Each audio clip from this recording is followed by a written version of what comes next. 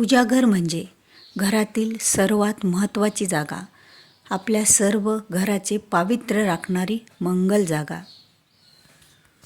लहान असो की मोठे, देवघरातील पावित्र्य राखल्याने आणि देवघर योग्य दिशेला असल्याने त्याचे अधिक फायदे होतात.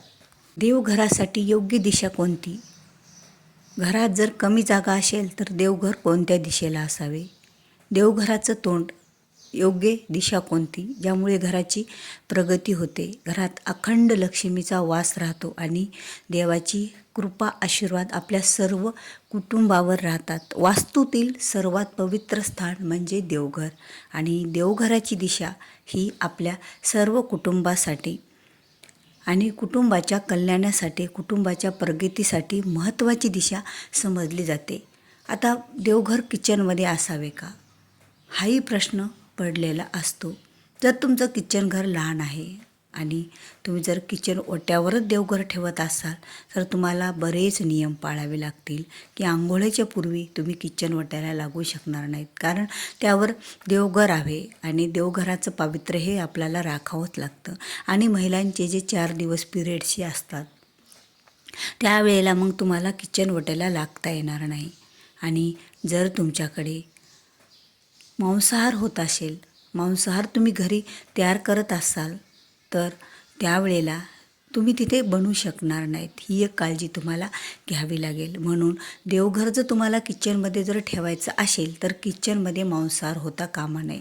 जर तुमच्या किचनमध्ये मांसाहार होत असेल, तुमच्या किचनमध्ये मटण वगैरे शिजत असेल तर त्याचा वास, त्याची वाफ ही तुमच्या पूर्ण देवघरावर जाते आणि तिथेच देवघर आणि हा विचित्र प्रकार आपल्याला तेथं जमत नसतं. म्हणून ज्या घरामध्ये मांसाहार होतो त्या घरामध्ये किचनच्या जवळ, किचन घरामध्येच देवघर असू नये.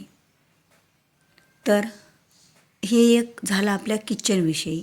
पण इतर वास्तूमध्ये देवघर नेमकं कुठे असावे? तर बघा, वास्तूच्या नियमानुसार तर देवघर हे ईशान्य कोपऱ्यातच असावे.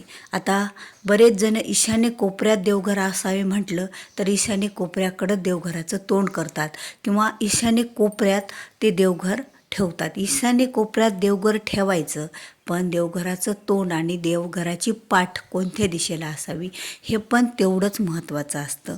बघा, ईशान्य कोपऱ्यात ज्यावेळेला तुम्ही देवघर ठेवता त्यावेळेला देवघराची पाठ ही पूर्व दिशेला असावी आणि देवघराचं तोंड हे पश्चिम दिशेला असावं, जेणेकरून पूजा करणाऱ्याचं तोंड, देवाची प्रार्थना करणाऱ्याचं तोंड हे उगवती दिशा सूर्याची पूर्व दिशेला असायला पाहिजे. हे झालं ईशान्य कोपऱ्याविषयी. आता तुमच्या घरामध्ये जागा खूप कमी आहे आणि ईशान्य कोपऱ्यात तर मुळीच तुमचा रिकामा नाही आहे. तुम्हाला माहीत नाही आहे की ईशान्य कोपऱ्यामध्ये घर बांधताना तुम्हाला माहीत नव्हतं की ईशान्य कोपऱ्यामध्ये देवघर ठेवण्यासाठी जागा तुम्ही ठेवलेली नाही. तिथे तुमचं त्या घराचा एखादा मुख्य दरवाजा किंवा एखादी खिडकी किंवा तिथं दार आलेलं आहे आणि त्या दार असल्यामुळे तिथं तुम्ही देवघर ईशान्य कोपऱ्यात ठेवू शकत नाहीत. मग देवघर कोणत्या कोपऱ्यात ठेवावं? तर बघा, पूर्व दिशा ही देवघरासाठी अत्यंत महत्त्वाची दिशा मानली जाते. मग तुम्ही पूर्व दिशेचा एखादी भिंत निवडा. जरी ईशान्य कोपरा सुटला असेल तरीही पूर्व दिशेची एखादी भिंत, पूर्व दिशेच्या भिंतीला लागून सुद्धा तुम्ही देवघर ठेवू शकता आणि देवघराचं तोंड हे त्यावेळेला पश्चिमेकडे राहील. आता पूर्व दिशासुद्धा आमच्या घरामध्ये रिकामी नाही, तर मग देवघर कुठं असावं? बघा, तुमचं देवघर एकतर चुकूनही तुम्ही दक्षिण दिशेला ठेवायचं नाही, कारण जर तुम्ही दक्षिण दिशेला दक्षिणेकडे पाठ करून जर देवाचं देवघर ठेवलं तर तुमची पूजा करताना दक्षिणेकडे तोंड होईल आणि दक्षिणेकडे तोंड करून केलेली पूजा ही निष्फळ होत असते, कारण तिकडे फक्त पितरांचीच पूजा केली जाते आणि पितरांच्याच पूजेसाठी ती दिशा मानली जाते आणि पितराच्या पूजेलाच त्या दिशेला तोंड करून अतिशय महत्त्व असतं. म्हणून ज्या वेळेला तुम्ही कधी पितरांची सेवा करता, पितरांची पूजा करता, पितृस्तोत्र वाचता, त्यावेळेला भलेही तुम्ही कुठेही बसलेला असाल तरी तुमचं तोंड हे दक्षिणेकडेच असायला पाहिजे. त्यामुळे पितृ संतुष्ट होतात आणि पितरांचा आशीर्वाद आपल्याला मिळत असतो. प्रत्येक दिशेला एक वेगळं महत्त्व असतं, प्रत्येक दिशेचं एक आपलं वेगळं महत्त्व आहे. जसं की पूर्व दिशेला जर आपण तोंड करून पूजा केली तर आपल्या घरामध्ये सर्व दृष्टिकोनातून आरोग्य सर्वांना लाभतं. आणि आपल्या घरामध्ये सर्व मंगल कार्य घडून येत असतात. आणि ज्या वेळेला तुम्ही एखादा जप तप हा जो उत्तर दिशेकडे तोंड करून करत असाल आणि जर तुमच्या घरातील दिव्याचं तोंडसुद्धा उत्तर दिशेकडे असेल तर तुमच्या घरामध्ये धनसंपत्ती जास्त प्रमाणात येत असते. आणि ज्या वेळेला तुमच्या देवघराचं तोंड जर पश्चिम दिशेला असेल आणि तुमचं तोंड पूजा करताना पूर्व दिशेला असेल तर तुमच्या घराची प्रगती होत असते. आता पूर्व दिशा ही रिकामीच नाही आहे. पूर्व दिशेचा कुठलीच भिंत तुम्हाला देवघर मांडण्यासाठी रिकामी नाही. तर आम्ही काय करावं हाही प्रश्न पडला जातो. म्हणजे तुमची पश्चिम भिंत आहे, त्या पश्चिम भिंतीला लागून तुम्ही देवघर ठेवा.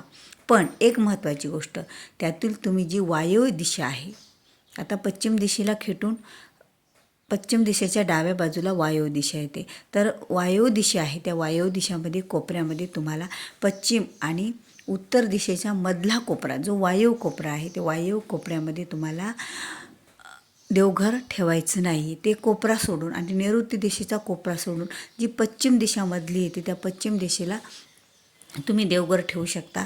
आणि तुमचं तोंड देवघराचं तोंड मग पूर्व दिशेला राहील आणि तुमचं तोंड मग पश्चिमेकडे राहील. कारण ज्या वेळेला तुमच्या घरात कमी जागा आहे, भिंत रिकामी नाही आहे पूर्व दिशेची, तर त्यावेळेला तुम्ही पश्चिम दिशा ही अशा प्रकारे निवडू शकता. पण शक्यतो देवघर पूर्व दिशेलाच असावं. पूर्व दिशामध्ये मेन महत्त्वाची दिशा ईशान्य दिशा, आणि ईशान्य दिशेचा कोपरा रिकामा नसेल तर तुम्ही पूर्व दिशेच्या भिंतीला मध्यभागी किंवा थोडासा ते कोपरा सोडून बाजूला साईडला सुद्धा ठेवू शकता. आणि त्याचं तोंडसुद्धा मग पश्चिम दिशेला येतं. पण देवघराचं तोंड उत्तर दिशेला असू नये. कारण देवघराचं तोंड जर उत्तर दिशेला असेल तर तुमचं पूजेचं तोंड देवाकडे तोंड केल्यानं दक्षिण दिशेला जात असतं. म्हणून देवघराचं तोंड उत्तर दिशेला नसू नये. आता उत्तर दिशेला जर तुम्ही देवाचं देवघर ठेवल्या तर त्यावेळेला तुमचं तोंड हे उत्तरेला राहील पण देवाचं तोंड हे दक्षिणेकडे राहील. म्हणून तीसुद्धा दिशा आपण देवाच्या पूजेकरता ठेवू शकत नाही. देवघराविषयीचा कुठलाही प्रश्न तुम्ही कमेंट करून विचारू शकता. कारण देवघर हे आपलं दोषरहित असेल तर आपल्याला आपल्या घरात एक चांगली ऊर्जा प्राप्त होत असते. आपल्या कष्टाला नशिबाची साथ मिळते आणि देवांचा आशीर्वाद मिळतो. कोणत्याही गोष्टीत जर देवांचा आशीर्वाद असेल तर ती गोष्ट निश्चितच संपूर्ण आणि चांगल्या प्रकारे पार पडत असते. म्हणून महिलांनो किंवा कोणीही जो कोणी हा व्हिडिओ ऐकत असेल त्यांनी देवघराचे तोंड कोणत्या दिशेला असावे ही माहिती पूर्ण तुम्ही जाणून घेतलेली आहे. तर तुम्हाला या व्हिडिओमधील काही आवडले असेल तर व्हिडिओला नक्कीच लाईक करा. जास्तीत जास्त लोकांपर्यंत हा व्हिडिओ शेअर करा. आणि जर तुम्ही माझ्या चॅनलवर नवीन असाल तर चॅनलला सबस्क्राईब करायला विसरू नका. भेटूया पुन्हा अशाच एका नवीन आणि माहितीपूर्ण व्हिडिओसोबत. तोपर्यंत बोलत राहा. श्री स्वामी समर्थ. जय जय स्वामी समर्थ.